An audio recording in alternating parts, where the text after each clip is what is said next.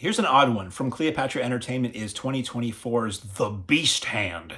This is a Japanese horror film, and if I say, for some of you, I say Japanese horror, and you already know, you're like, oh, this could get a little edgy. And it does, because it's a Japanese horror film. This is a Blu-ray, the copy I reviewed from Blu-ray from from now. This is a Blu-ray. It's 78 minutes, directed by Taichiro Natsume, with Takahiro Fukuya and Misa Wada. It is in Japanese with English subtitles, and it is a very unpleasant film overall. So for the gorehounds, this is for you, and for people who like that Takeshi Miike style of really grim unpleasantness throughout a film, I present to you The Beast Hand. So basic story is there's this young guy, he's shacking up in some, like, the British would call it a squat, I think. It looks like an abandoned building, but he's got a little apartment there.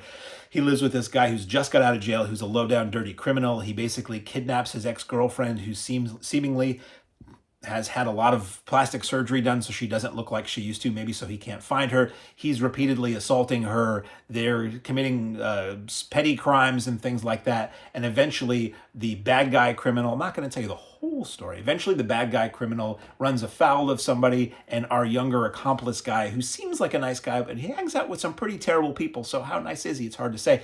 He gets his hand cut off, which in the context of the film is a surprise, and I usually try to avoid spoilers, but I got to get you to the whole beast hand. He gets his hand cut off. He is treated by a doctor in secret for this. And then the next thing you know, he has grown this bizarre, like, beast arm with big veins, and this weird, gruesome, rubbery arm has grown out of where his old arm was. And it also causes him to just, like, Hulk out, beast out, become a really weird kind of guy. And that's a monster I'm trying to portray to you. And so, like, his girlfriend has to chain him up until those moments pass. It's very weird. It's very weird. It's very gruesome. It's grim and grimy and gory and depressing. And it has some practical effects, like the beast arm is like a practical makeup effect, rubbery makeup effect, and a lot of CGI blood in the film, which always kind of takes me out of it. And it is a horror crime, I guess you'd call it, because it's kind of like a crime movie, but it also has this whole monster arm thing going on for it. There's some extras on here, alternate Japanese promotional clips that don't have any English subtitles. There's take 1, 41 seconds, take 2, 49 seconds, slideshow, it's 2 minutes and it's set to score, but it looks like it's all just, I may be wrong, but it kind of feels like it might just be still frames taken from the feature you just watched. There's a 1-minute trailer, which is a US trailer with subtitles for the dialogue.